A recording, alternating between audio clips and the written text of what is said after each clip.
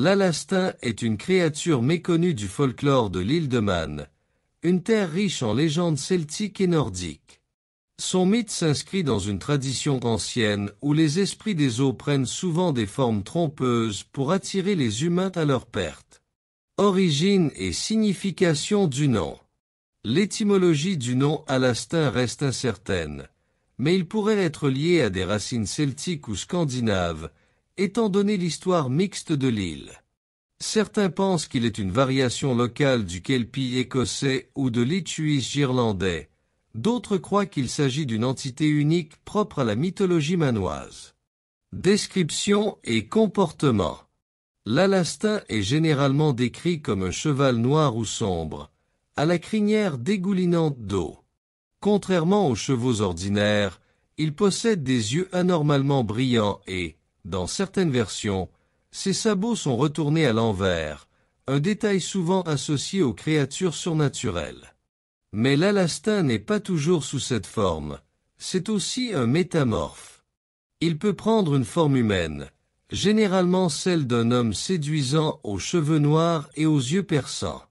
Sous cette apparence, il charme ses victimes, notamment les jeunes femmes, et les entraîne vers un destin tragique.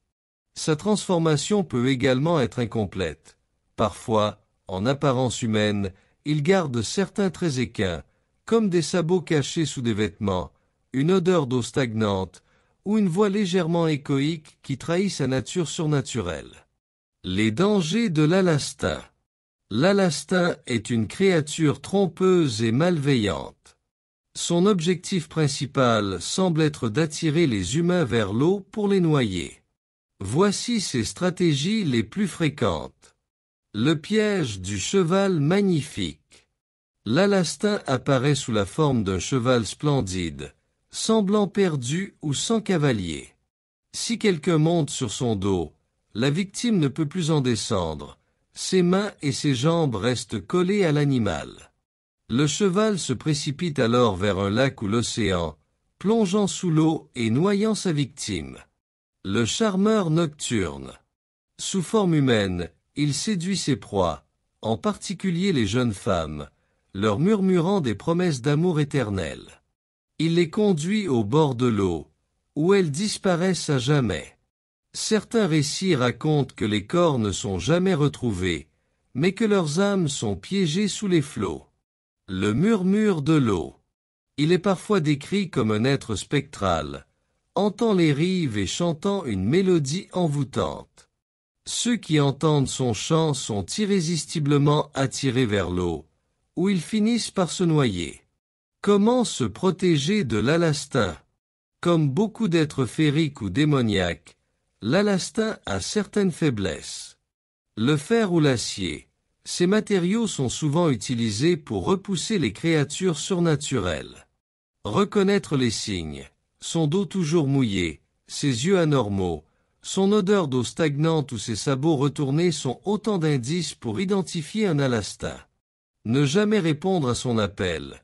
Si vous entendez une voix séduisante près de l'eau la nuit, mieux vaut ignorer l'appel et partir immédiatement. Les talismans et prières celtiques.